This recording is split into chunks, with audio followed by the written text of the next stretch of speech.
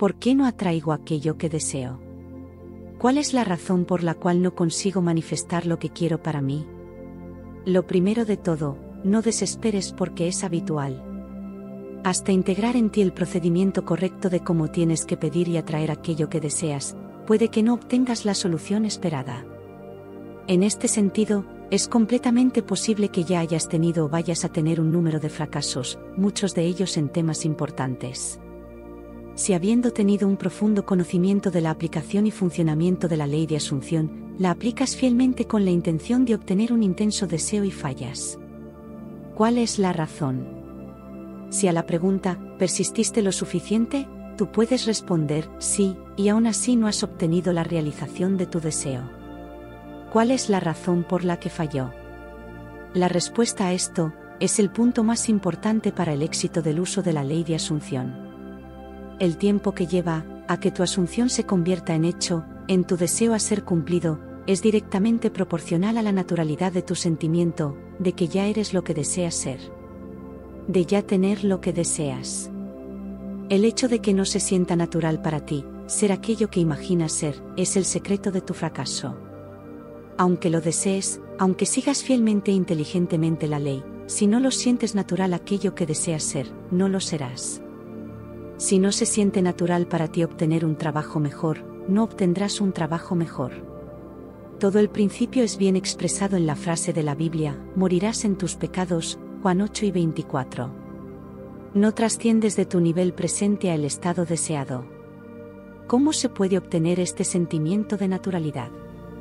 El secreto yace en una palabra, la imaginación.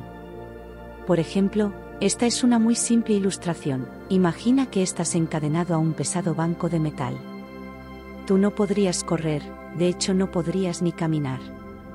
En estas circunstancias no sería natural para ti poder correr.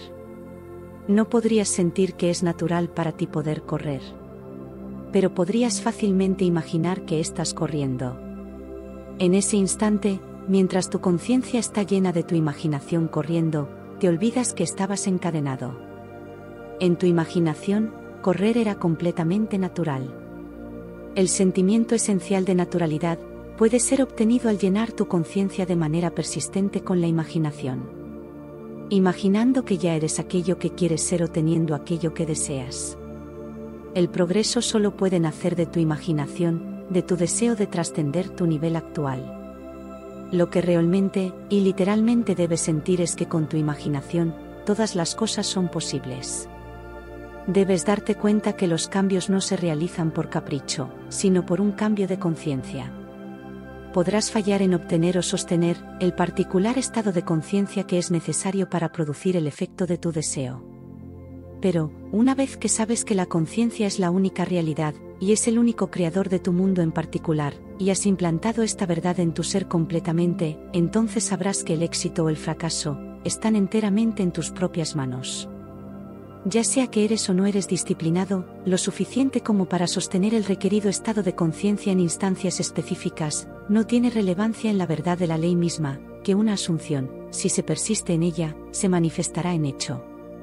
La certeza de la verdad de esta ley debe permanecer a pesar de grandes decepciones y tragedias. Aun cuando veas la luz de la vida desvanecerse y el mundo sigue como si todavía fuera de día.